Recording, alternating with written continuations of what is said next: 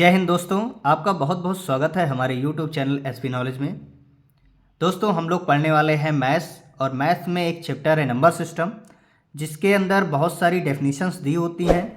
और ये डेफिनेशन हमें क्लास 4, 5th, 6 आगे जितनी भी क्लासेस मिलती हैं वहाँ से स्टार्टअप मिलता है इनका।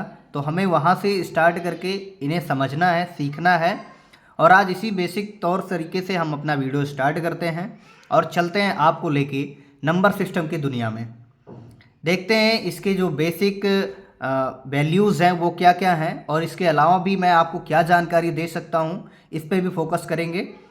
बढ़ते हैं, वीडियो को लास्ट तक ज़रूर देखिएगा दोस्तों। चलते हैं। सबसे पहले हमारा है दोस्तों नंबर सिस्टम।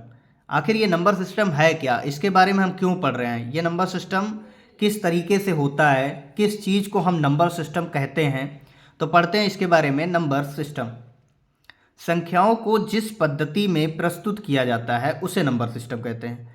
दोस्तों नंबर सिस्टम का मतलब ये है कि संख्याओं को जिस क्रम व्यवस्था में हमें प्रस्तुत करके दिखाया जाता है उस व्यवस्था को नंबर सिस्टम कहा जाता है।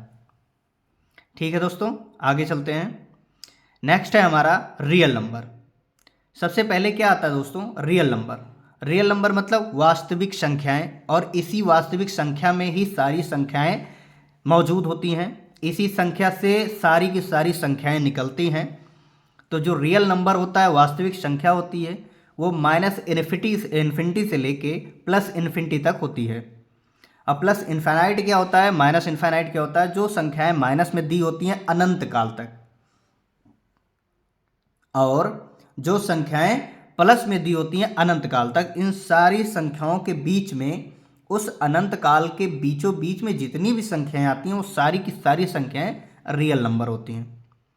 ठीक है दोस्तों, रियल नंबर का मतलब सेम है, माइनस इन्फिनिटी से लेके, माइनस इन्फिनाइट से लेके प्लस इन्फिनाइट तक की सारी संख्याएं।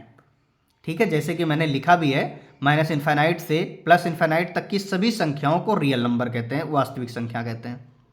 और इसी वास्तविक संख्या में सारी संख्याएं निकलती हैं। जैसे क्या निकल सकता है, चलते हैं।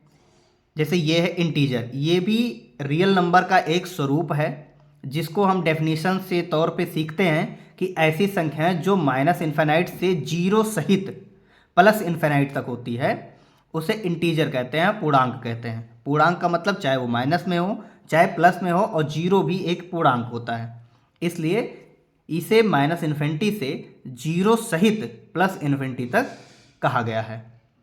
ठीक है दोस्तों, फिर इसी के अंदर आता है हमारा नेचुरल नंबर। नेचुरल नंबर बोले तो प्राकृतिक संख्याएं, वो संख्याएं जो एक से स्टार्ट होती हैं और पॉजिटिव संख्या में प्लस इन्फिनिटी तक जाती हैं। वो संख्याएं जो 1, 2, 3 जो 1 से स्टार्ट होके अनंत तक जाती हैं उन्हें प्राकृतिक संख्याएं कहते हैं। मतलब आप समझ सकते हैं कि 1, 2, 3 जितनी भी संख्याएं हम पॉजिटिव टाइप में गिन सकते हैं, काउंट कर सकते हैं, वो सारी की सारी संख्याएं नेचुरल नंबर होती हैं, प्राकृतिक संख्याएं होती हैं। ठीक है दोस्तों, फिर उसी के क्रम में चलते हैं तो आगे आता है हमारा होल नंबर। होल नंबर बोले तो संपूर्ण संख्याएं या पूर्ण संख्या बोलते हैं इसे। वे संख्याएं जो जीरो से स्टार्ट होती हैं, 0, 1, 2, 3, 4 डैश डैश इन्फिनाइट तक होती हैं, उन्हें पूर्ण संख्या कहते हैं। दोस्तों हमने पढ़ा है कि एक से लेके इन्फिनाइट तक जितनी संख्याएं होती हैं वो सारी की सारी नेचुरल नंबर होती हैं, प्राकृतिक संख्याएं होती हैं। अगर प्राकृतिक संख्या में हम जीरो ऐड कर दें तो वो पूरा पूरा होल नंबर बन जाता है, अर्थात पूर्ण संख्या बन जाता है। ठीक है दोस्तों, तो पूर्ण संख्या होल नंबर याद करने का एक सिंपल तरीका है कि नेचुरल नंबर को हम याद कर लें और उसके आगे जीरो लगा दें तो वो हमारा होल नंबर बनता है। नेक्स्ट चलते हैं, इसी के क्रम में आता है रेशनल नंबर। दोस्तों रेशनल नंबर क्या होता है, जिन संख्याओं को हम p/q के रूप में लिख सकते हैं। ठीक है, जिन संख्याओं को p/q के रूप में लिखा जाए उन्हें परमीय संख्या कहते हैं। अब p/q का मतलब क्या होता है, जो बटे में करके लिखा होता है। जैसे मैंने एग्जाम्पल के लिए लिया है 2/3, 3/5, 8/5, 10/10, या फिर 0/1, 1/2। ये सारी की संख्याएं जो बटे में आती हैं, अपॉन करके आती हैं, वो सारी की सारी रेशनल नंबर होती हैं। लेकिन याद रहे दोस्तों, रेशनल नंबर और इर्रेशनल नंबर में बड़ा फर्क होता है। आगे चलते हैं, ज्ञात करते हैं इसका अपोजिट है इर्रेशनल नंबर। ये है इर्रेशनल नंबर, जिन संख्याओं को p/q के रूप में नहीं लिखा जा सकता है, अर्थात हम उन्हें p/q अर्थात बटे के रूप में डिफाइन नहीं कर सकते हैं, उसे अपरिमेय संख्या कहते हैं, इर्रेशनल नंबर कहते हैं। ठीक है दोस्तों, जैसे रूट की जितनी भी संख्याएं होती हैं वो सारी की सारी अपरिमेय संख्या होती है, क्योंकि हम उन्हें पूरी तरह से डिफाइन नहीं कर सकते हैं। उसमें एक आता है पाई, ये बहुत इंपॉर्टेंट होता है दोस्तों। ये पाई बिना पाई कभी भी हमारा रेशनल नंबर नहीं होता है, इर्रेशनल नंबर होता है। एक पाई का मान होता है 22/7, जो कि रेशनल नंबर होता है, लेकिन वो अप्रॉक्स वैल्यू होती है, इसलिए उसे रेशनल नंबर में रखा गया है। ठीक है, आगे चलते हैं। फिर आता है हमारा इवन नंबर। इवन नंबर दोस्तों क्या है? इवन नंबर को हम लोग हिंदी में सम संख्या समझते हैं, सम संख्या बोलते हैं। वे संख्याएं जो पूर्ण रूप से 2 से विभाज्य हो जाती हैं, वे संख्याएं जो 2 से पूर्ण रूप से विभाज्य होते हैं, उन्हें सम संख्या कहते हैं। जैसे 2, 4, 6, 8, 10, मतलब 2 के टेबल में जितनी भी संख्याएं आती हैं जिन्हें हम 2 से मल्टीप्लाई कर सकते हैं, जिन्हें हम 2 से डिवाइड कर सकते हैं, उन्हें हम कहते हैं इवन नंबर, सम संख्या। ठीक है दोस्तों, चलते हैं नेक्स्ट हमारा है इसका just opposite odd number. Odd number को हम विषम संख्या कहते हैं। वे संख्याएं जो 2 से कभी भी विभाज्य नहीं होती हैं, जो 2 से कभी भी विभाज्य नहीं होती हैं, मतलब वो 2 से कटेंगी ही नहीं, 2 के टेबल में आएंगे ही नहीं, उन्हें क्या कहते हैं? ऑड नंबर, विषम संख्या कहते हैं। जैसे 1 कभी 2 से नहीं कटता, 3 वो भी कभी नहीं कटता, 5, 7, 9, 11 etc। ऐसे बहुत सारी संख्याएं जो 2 के टेबल में नहीं आती हैं, उन्हें हम ऑड नंबर कहते हैं।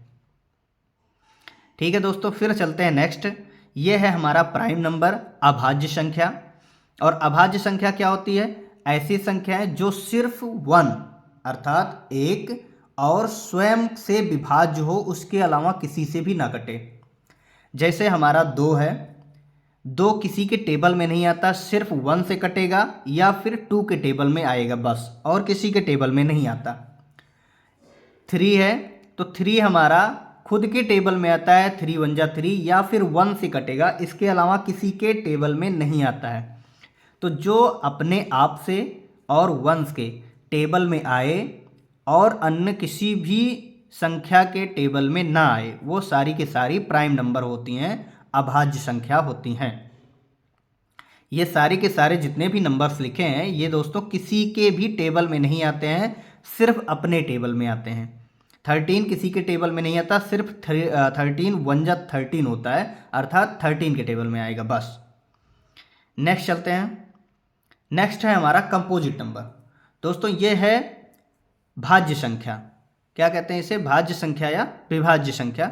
ऐसी संख्या जो स्वयं मतलब खुद से भी कटे और अन्य भी संख्याओं से कटे, अन्य किसी भी संख्याओं के टेबल में जो आए, उसे भाज्य संख्या कहते हैं।